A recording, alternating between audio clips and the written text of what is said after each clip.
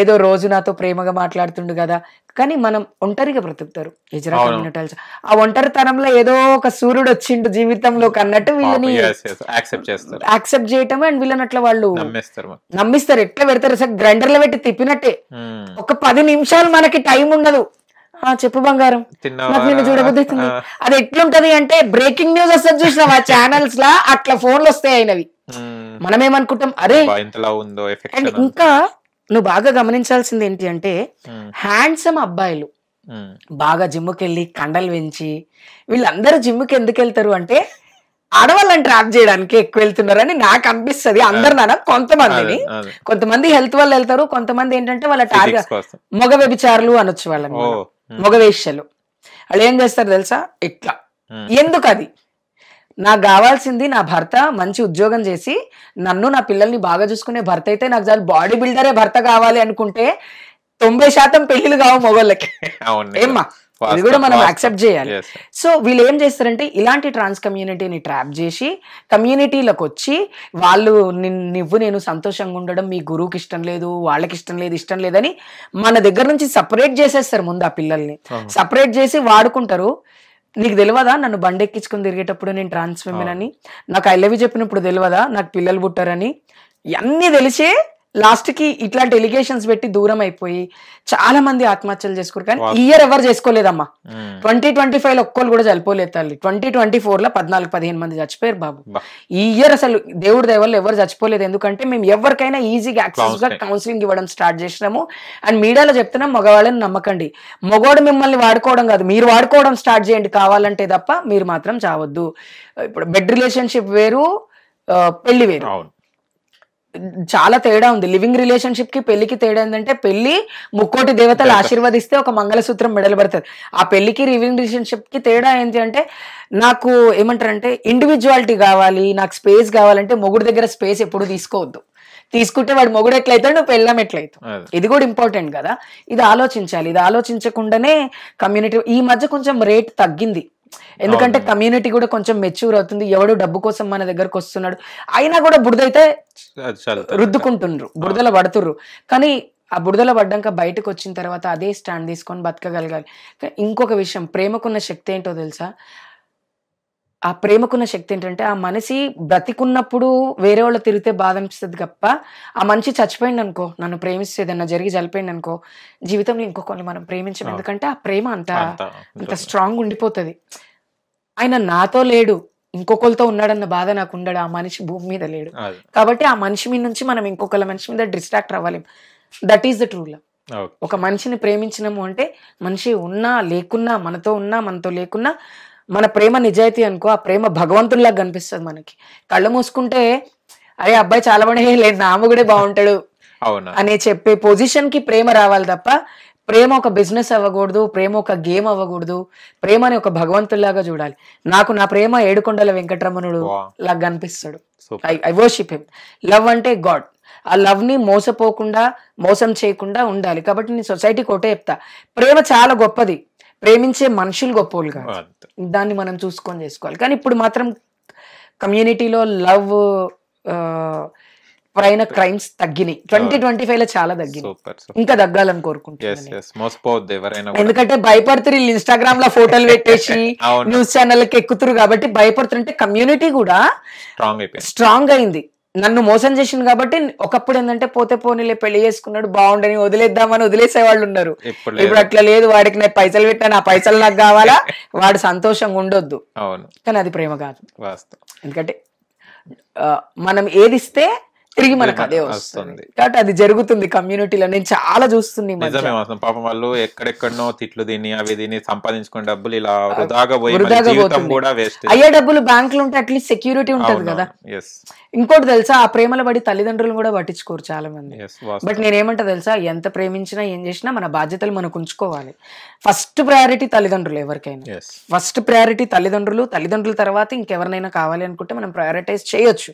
కానీ పెళ్ళైన ఆడదానికి భర్త ఫస్ట్, భర్త తర్వాతే తల్లిదండ్రులు. ఈ క్లాస్ ని ఈ జనరేషనే మర్చిపోయింది. భర్త భగవంతుడు కాదు. ఇప్పుడు పబ్బుకు తీసుకోపోలేదనుకో రావణాసుడిలాగా కనిపిస్తాడు ఒక మగోడు భార్యకి. అదే తీసుకోపోతే కృష్ణుడిలాగా కనిపిస్తాడు. ఎందుకంటే ఆయన వేరే వాళ్ళతో ఆడుతుంటాడు, నువ్వు వేరే వాళ్ళతో ఆడుతుంటాడు. కల్చర్ లో చేంజ్ రావాలి, దెన్ ఎవ్రీథింగ్ విల్ చేంజ్.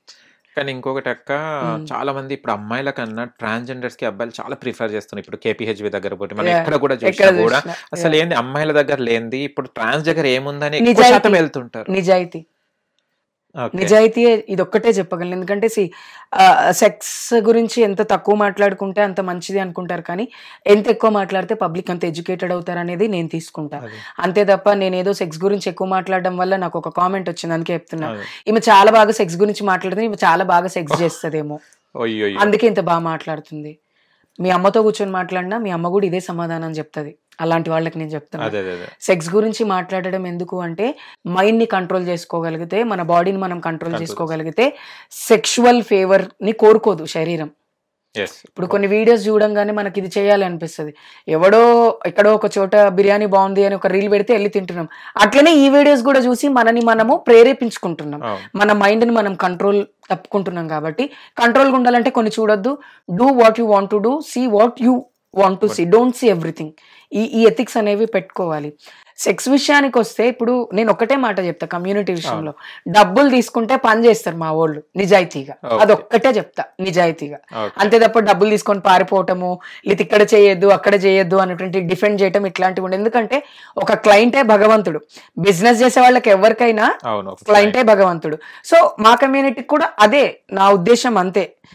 ఇప్పుడు నలుగురు నిలబడి ఉంటారు కదా, లాస్ట్ లో ABCD ఉంది, కానీ ఏ చాలా అందంగా ఉంటది, కానీ అందరు D దగ్గరికి ఎందుకు వస్తారంటే ఏ యాటిట్యూడ్ చూపిస్తారు, ఓరా అని అంటారు. కానీ D అట్లా కాదు, మంచిగా సాఫ్ట్ గా మాట్లాడుతుంది. ఎందుకంటే మా దగ్గరకు వచ్చేవాళ్ళు ఎక్కువ మంది డైవర్స్డ్ అయిన వాళ్ళు, లవ్ ఫెయిల్యూర్స్ అయిన వాళ్ళు, కొంతమంది మాట్లాడుతూ ఒక గంట ఎంత తీసుకుంటావు అని అడిగే వాళ్ళు కూడా ఉంటారు. ఎందుకంటే వాళ్ళు స్ట్రెస్ లో ఉంటారు, తల్లిదండ్రులతో షేర్ చేసుకోలేరు, ఫ్రెండ్స్ తో షేర్ చేసుకోలేనివి చాలా ఉంటాయి.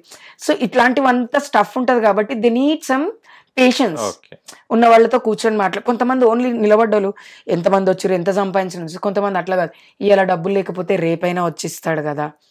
రెగ్యులర్ కమ్యూనిటీ అనేది ఒకటి వస్తుంటది, రెగ్యులర్ క్లయింట్స్ అనేటోళ్ళు ఒకళ్ళు వస్తుంటారు, వాళ్ళతో చాలా సాఫ్ట్ గా ఉంటారు. ఎందుకంటే వాడు ఒక్కొక్క రోజు వచ్చి ఫుల్ దాగొచ్చి ఏడ్చుకుంటా నన్ను నా పోరి మోసం చేసింది ఇట్లా మాట్లాడుతుంటే, ఆడపిల్లలు మగపిల్లల్ని మోసం చేసేది ఎక్కువైంది ఇప్పుడు.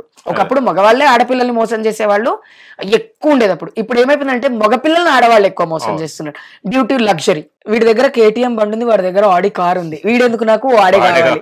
సో లగ్జరీని చూసుకుంటున్నారు తప్ప ఎథిక్స్ ని, బేసిక్స్ ని, మన క్యారెక్టర్ ని చూసుకోలేకపోతున్నారు ఎవరు. మేబీ అందరు కాదు, కొంతమంది, నేను అందరు నానను, బట్ లార్జ్ కమ్యూనిటీ అట్లనే ఉంది. కాబట్టి సో దీనివల్ల కమ్యూనిటీని ఎక్కువ ప్రిఫర్ చేసి, నువ్వు నమ్మో నాకు పెళ్ళయింది అని చెప్పి ఇంకా నువ్వు కలిసి ఉన్నావా, నన్ను పెళ్లి చేసుకోవచ్చు కదా అని అడిగే వాళ్ళు కూడా ఉన్నారు. లాస్ట్ టైం ఒక అబ్బాయి మెసేజ్ చేస్తే నాకు ఆల్రెడీ పెళ్ళయింది 2015లో, నేనంటే ఇంకా కలిసే ఉన్నారా, అదేంటి అలా అంటున్నానంటే, కలిసి లేకపోతే నేను మిమ్మల్ని పెళ్లి చేసుకుంటాను, లేదు బాబు నేను సచ్చేదాకా ఆయనతోటే ఉంటా. సో ఈ పొజిషన్కి వచ్చారు అంటే వీళ్ళకు కొంచెం ఎథిక్స్ ఉన్నాయి, వీళ్ళు కొంచెం ఎక్కువ ఇంపార్టెన్స్ ఇస్తారు ప్రేమకి అనుకుంటారు. కానీ ఇందులో దొంగలు కూడా ఉన్నారు మా దాంట్లో, లేరా? 1.5 కోటి తీసేసుకున్నారు ఒక అబ్బాయి దగ్గర ప్రేమించి పెళ్లి చేసుకుని. 1.5 కోటి. ఎంత కష్టపడితే 1 కోటి రూపాయలు వస్తాయో నాకు తెలియదు నిజంగా. ఇంత ఈ పాటికి నేను ఎన్ని కోట్లు సంపాదించాను పబ్లిసిటీ కని నేను అనుకున్నా. So that is what happening. ఒకటి, నిజాయితీగా సెక్స్ చేస్తారు, అండ్ 2 క్లయింట్ కి నచ్చినట్టుగా వీళ్ళు మోల్డ్ చేసుకుంటారు ఆ రూమ్ లో కూడా, 4 గోడల మధ్య. అంతే తప్ప నువ్వు ఇది చేయొద్దు, అది చేయొద్దు, ఇట్లా చేయొద్దు, అట్లా చేయొద్దు అనేటువంటి ఒక డిస్కషన్స్ ఏమి ఉండవు. డబ్బు, మాకు కావాల్సింది డబ్బు, నువ్వు రిపీటెడ్ గా నా దగ్గరికి రావడం, ఇంతే తప్ప వేరే ఇంకొక ఆలోచన ఉండదు. సో అందుకనే మగవాళ్ళు ఎక్కువ ట్రాన్స్ విమెన్స్ దగ్గరికి రావడానికి ఇష్టపడతారు. హిట్ టీవీ యాప్, ఇందులో short news, live news, entertainment shows, movies, digital magazines తో పాటు మీ జిల్లా వార్తలను కూడా ఫ్రీగా చూడొచ్చు. ఇంకెందుకు ఆలస్యం, వెంటనే హిట్ టీవీ యాప్ ని డౌన్లోడ్ చేసుకుని ఫ్రీగా ఎంటర్టైన్మెంట్ పొందండి. Hit TV app, hit TV app, please download hit TV app. Hit TV app ని ఫ్రీగా డౌన్లోడ్ చేసుకుని ఎంజాయ్ చేయండి. మీకు నచ్చిన ఎంటర్టైన్మెంట్ కోసం హిట్ టీవీ యాప్ ని ఫ్రీగా డౌన్లోడ్ చేసుకుని ఎంజాయ్ చేయండి. హిట్ టీవీ యాప్ ని డౌన్లోడ్ చేసుకుని ఆస్వాదించండి, ఆశీర్వదించండి. ఇంతమంది సెలబ్రిటీలు హిట్ టీవీ యాప్ ని డౌన్లోడ్ చేసుకోండి అని చెప్తున్నారంటే ఎంత మంచి యాప్ ఆలోచించండి. అమెరికా అమెరికా అమెరికా అమెరికాలో చదవాలనుకునే వాళ్ళకి విశ్వసనీయమైన పేరు మన శౌర్య కన్సల్టెన్సీ. UK లో 1 year masters, UK లో 1 year masters, 2 years work permit up to 5 years visa. Contact Shaurya Consultancy. Contact 89851 89851.